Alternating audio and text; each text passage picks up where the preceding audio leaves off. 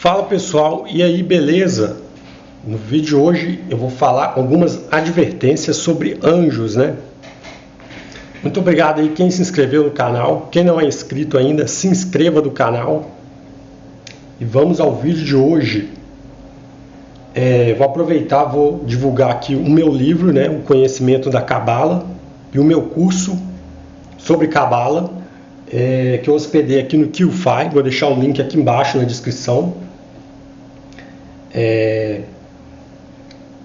Sobre algumas advertências, algum tipo de cautela sobre anjos, né? É vendido aí publicamente o conceito de que os anjos eles são todos bons, né? E eles servem para ajudar o homem, né? Tem algumas advertências, algum tipo de cautela que é bom sempre manter, não é? Eu vou citar um exemplo aqui que aconteceu com John Dee, aquele mesmo da magia enoquiana, né? Eu já falei sobre ele aqui. Tinha uma época que ele manteve contato através do médium dele, o Edward Kelly, com uma entidade que se identificava como Axnael. O John Dee ele estava querendo fazer contato com o anjo Anael, um anjo na tradição esotérica vinculado aos aspectos de Vênus, né? E o John Dee acreditava que naquela época estava sendo regido por Vênus. Só que aí ele perguntou para soletrar o nome dele. Axnael. A-X, 2 N's, A-E-L. Então John Dee, ele reparou, esse não é o anjo Anael, né? Então ele cortou a comunicação com ele, registrou isso no diário e cortou a comunicação com ele, né? O que acontece? Muitos demônios, o nome são ex-anjos, né? E mantém o nome. E é muito comum nos nomes de anjos esse prefixo El, de Deus, né? El. Então John Dee teve essa visão aí de ser cauteloso em relação a esse. Não era o anjo Anael, era uma outra entidade, né? Querendo se passar. Algumas divergências que eu vejo, por exemplo, na tradição esotérica ocidental, costuma-se atribuir o anjo Miguel ao elemento fogo e o arcanjo Gabriel ao elemento água. Na tradição da Cabala é o contrário, né? Miguel é relacionado a água e gelo e Gabriel relacionado a fogo, né? Olha aqui no Bahir, no versículo 11 do Bahir.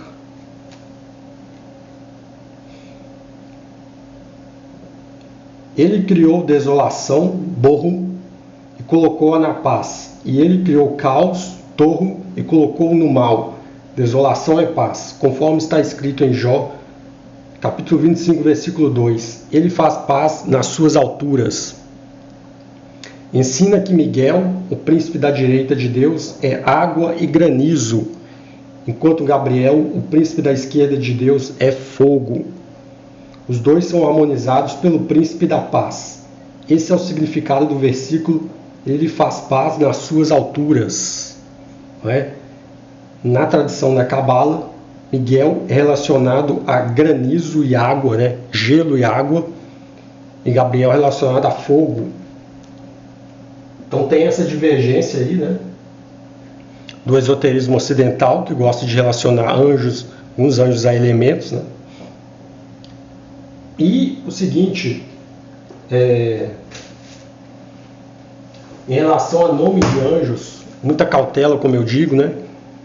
O praticante às vezes acha que está lidando com um anjo, não é um anjo, né? Os únicos anjos mencionados pelo nome próprio no Alcorão são Miguel e Gabriel.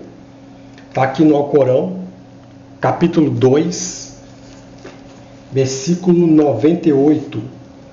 Quem for inimigo de Deus e de seus anjos e de seus mensageiros, e de Gabriel e de Miguel, terá Deus por inimigo. Deus é o inimigo dos descrentes. Então apenas Gabriel e Miguel são anjos mencionados pelo nome próprio no Alcorão. Não é? Então é uma advertência aí, muito cuidado muitos praticantes, né, do esoterismo querem lidar com anjos, né? Então é uma advertência que eu falo sempre, né, para ter muita cautela. Outro exemplo aqui de cuidado para lidar com anjos é na Merkaba, né? A Merkaba é a técnica semelhante a uma viagem astral, que o praticante ele entra em um estado meditativo e ele vai projetar a consciência dele para o plano espiritual superior, né?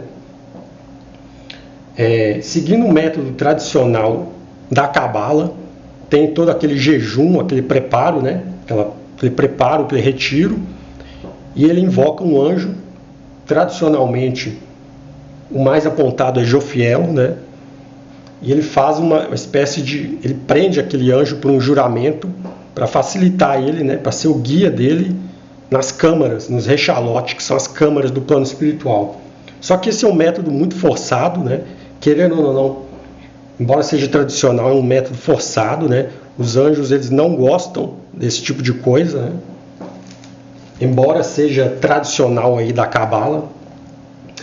Aqui nesse livro aqui, Meditação e Cabala, é mencionado um caso assim, né?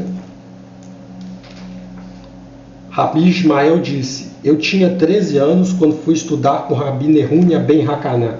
Perguntei a ele: quem é o príncipe da Torá? E ele respondeu: seu nome é Jofiel. Eu tinha jejuado, mas decidi aumentar a minha mortificação. Separei-me de toda a diversão por mais de 40 dias, além do meu jejum prévio. No fim dos 40 dias pronunciei o grande nome e trouxe abaixo o anjo Jofiel. E desceu em um fogo chamejante, seu rosto era como o brilho de um relâmpago. Quando o vi, tremi e fiquei aturdido. Meus membros pareceram se desmembrar e caí de costas.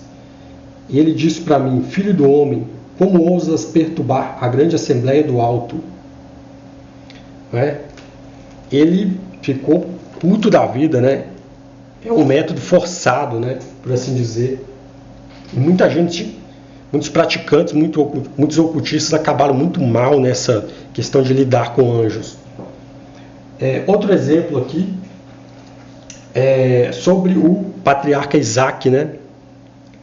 Abraão, segundo os cabalistas, né, quando ele foi sacrificar o filho dele, Isaac, apareceu um anjo, né, impediu que ele fosse sacrificado, e o pequeno Isaac, ele viu o anjo, né?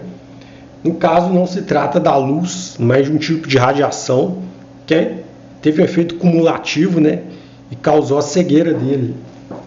Por isso que diz aqui no Gênesis capítulo 27, versículo 1, Isaac envelhecera e seus olhos enfraqueceram-se, de modo que não podia ver. Os cabalistas dizem que a explicação é essa, né? Quando o anjo veio para impedir Abraão, ele olhou aquela radiação, né? E isso causou um efeito cumulativo nos olhos dele. Tem algumas referências da cultura pop aqui, né? Por exemplo,